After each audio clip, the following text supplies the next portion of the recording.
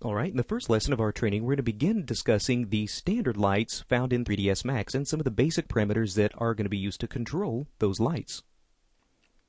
Alright, so here's the scene that we're going to be working with for the duration of this training. You can see it's a very simple room with just a couple of objects in here. Now there are some other objects in this room that we're going to be working with a little bit later in this training, so there actually is a little bit more to it than this.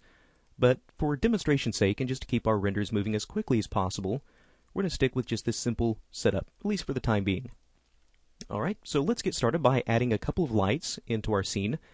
Now, within 3ds Max, we have a couple of different light types. So those can be found by going over to the Create panel and go to Create Lights. Now, within 3ds Max, we have a couple of different lights, the photometric and the standard light types. Now, there are some differences between these two, but we're going to start by talking about the standard lights. Okay, so we choose standard, and you can see within this we actually have a few different types of lights to choose from, each of which is responsible for casting light in a slightly different way. So let's start with the omni light, which is really short for just an omnidirectional light. So just to drop this in, let's switch to a little different viewport, and just click and drag our light in place. Right, and once I'm done, I can just right click or click anywhere else, and now we're stopped with this light creation. So this omnidirectional light really behaves a lot like a light bulb would in real life. So this omnidirectional light is going to emit light out in 360 degrees, out in all directions, fairly evenly. Alright, and you can see as I move this light around, we actually get some level of interactivity with this. So we can actually kind of see the overall effect that this light's going to have. Now if we actually want to see what this is going to look like at render time, we can just scroll all the way over to this top menu bar and render this out. Alright, there we go. Now we do want to make sure that for the beginning part of this training, at least for the time being, that we are using the default scanline render. So to check that, go to the render setup, take a look inside the common tab, and let's scroll all the way down, look for assign render, and make sure that you're set to use the default scanline render. If you're not, just click on this button, choose Scanline if it's listed here, and then load that up. Alright, so let's take a look at some of the basic parameters of this light. So let's select this light, go over to our Modify panel, and you see that we have actually quite a few different parameters to control this light. One, we can choose whether or not this light is on or off at all. So if we need to very quickly turn a light on or disable it from the render, that's a very quick and easy way to do this. We can also, from this pull-down menu, choose which kind of a light distribution this is going to have, whether it's a spotlight, directional, or an omnidirectional, which is what we have right now. And we'll talk about these two a little bit later. All right, now the main attributes or the main parameters that I want to talk about for now are these color intensity and attenuation. All right, now this multiplier, it basically just controls the overall intensity or the brightness of this light. So as this starts to dial down to a higher or lower value, you can see that we can very quickly and easily adjust the strength of this light. So if we need just a very, very dim light to just kind of cast a little bit of light into the scene, we can just dial this down to a fairly low intensity. Or likewise, if we need to get something that's really, really bright, we can dial this up to a very, very high value and kind of get these bright washed out effects. Now you can really start to see as I move this light a little bit closer to my wall, you can really see the light distribution a little bit better of this light. You can see how it's really kind of emitting this illumination out fairly evenly in all directions. Right, it's kind of casting this little bright hot spot up into the wall. Alright, now one of the things to keep in mind whenever using these standard lights in 3ds Max is that they really don't behave according to real-world lights. So, for example, if I were to bring my camera around and try to render something that's on the opposite side of this room, you can see that we still have a ton of light that's reaching over in this area. Now the reason is because these lights, unlike real lights, don't actually decay or lose their intensity with distance.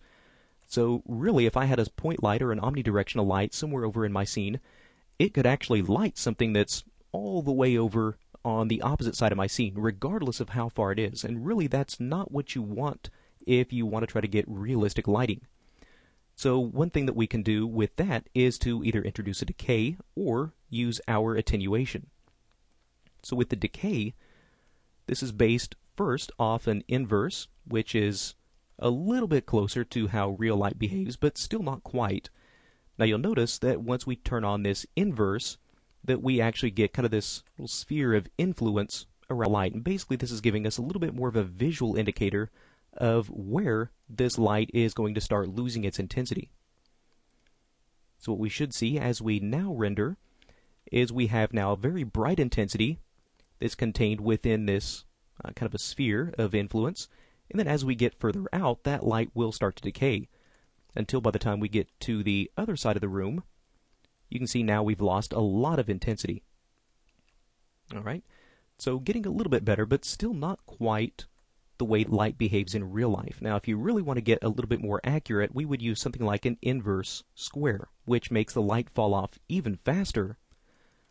So as we start to come in and render this, now you can see that this light really is contained within a fairly small area. We have this very bright area right in here, and then as we start to get a little bit further away, you can see now we have almost no light effect over here. Now kind of the drawback to this though is that in order to start to get light over on the other side of the room, you can see that our light has to be very, very intense, and we start to get some of these bright washed out areas in some of these areas that we don't necessarily want quite so brightly lit. So if I were to come down and drop this multiplier back to 1, you can see we get kind of a nice contained light. And also within this, we have the ability to kind of dial this value up and down as far as where that decay starts to happen. So, if you find that maybe your decay is happening a little bit sooner than what you like, you can just start to dial this start value up. There we go, re-render. And now you can see that we're still getting a little bit of light onto the other side of this room, but we still don't quite have these bright washed out areas, and we can always start to take this multiplier down to a little bit lower value if we find that some of these areas are a little bit too washed out. All right, so that is one method of controlling the light fall off. The other method is through this near and far attenuation. So to see this in action, I'm going to turn my decay back to none, and now we can turn on the use near and far attenuation. Now this actually kind of gives us a little bit more control over the light itself. So if I were to render now, on the opposite side of the room, you can see there is no light whatsoever reaching that side of the room. So what we can do here is start to dial up kind of the ending point of this near attenuation. So this is kind of the area at which the light will really start to decay. All right, you can see that would be right about here. So we have fairly even lighting up until this point. And then once we start to reach outside of this area, then it will start to quickly die off. So if I were to bring this far attenuation back to where it's much closer, we should start to see a much more subtle fall off, or a much more intense fall off. As I start to bring these different values closer together, let's dial this one back. There we go. So you can really start to achieve some kind of unique effects with this if you are trying to get some kind of unique lighting. But for the time being, let's take this end attenuation and let's extend this a little bit further until it reaches this other side of the room. There we go. And now we can start to see a little bit of illumination reaching over there. There we go. Let's start to soften this out by bringing that far attenuation up. So this really gives us a little bit more control over the light distribution. All right? So we can kind of get the best of both worlds. We can kind of avoid that hot spot that we were getting with the inverse square and the inverse fall off, but at the same time, now we can kind of independently adjust the lighting to fit our particular situation.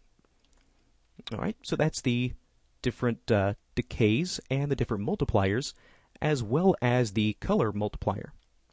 So with this, we can actually change the color of the light to suit our needs. All right, so that's a look at some of these basic parameters of the standard lights. Now in our next lesson, we'll start to explore some of these other parameters.